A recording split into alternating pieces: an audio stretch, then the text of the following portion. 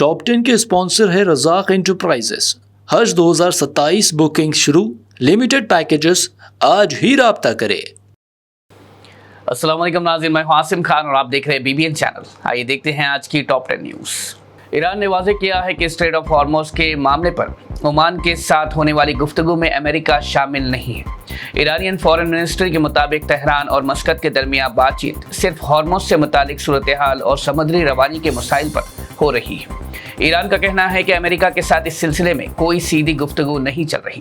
یہ گفتگو ایسے وقت میں ہو رہی ہے جب اسٹریٹ آف ہارموز میں تناؤ کے بعد دنیا بھر میں تیل کی فراہمی اور تجارتی جہازوں کی حفاظت کو لے کر تشویش بڑھ گئی ہے۔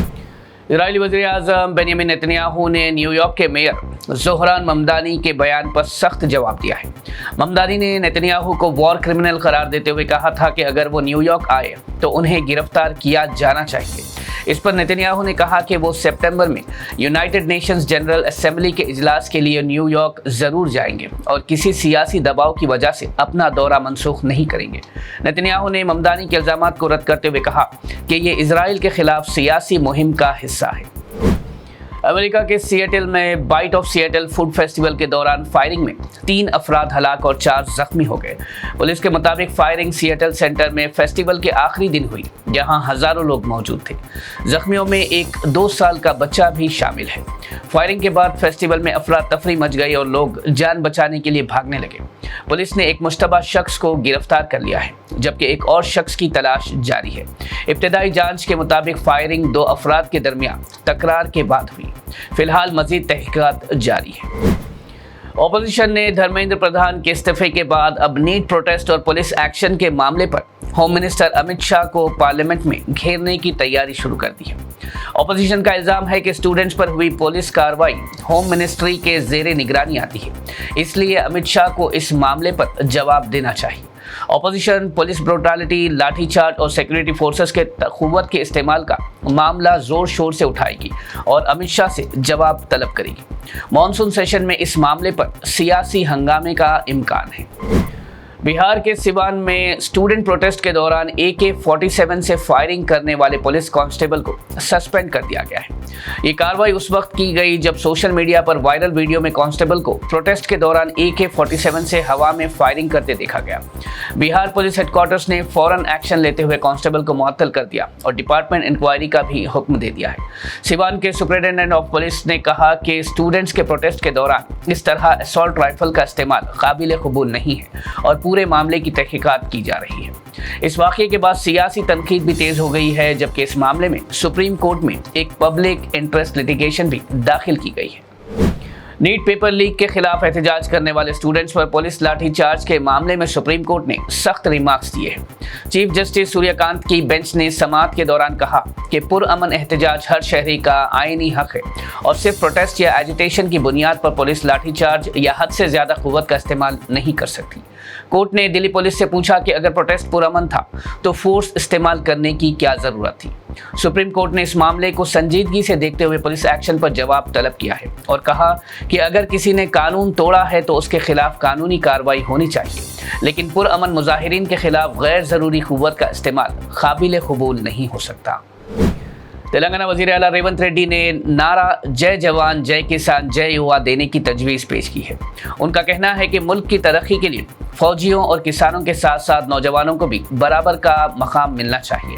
ریونت ریڈی نے مرکزی حکومت سے مطالبہ کیا کہ لوک سبھا اور اسمبلی الیکشنز لڑنے کی کم از کم عمر 25 سال سے گھٹا کر 21 سال کی جائے تاکہ جین زی کو سیاست میں سیدھا حصہ لینے کا موقع مل سکے۔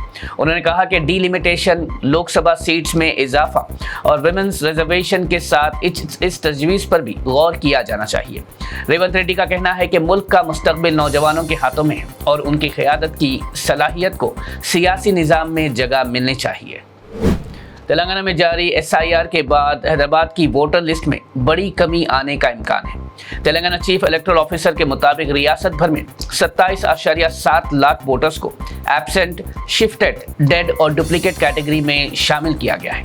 इनमें तकरीबन 14.85 लाख लोग दूसरी जगह मुंतकिल हो चुके हैं।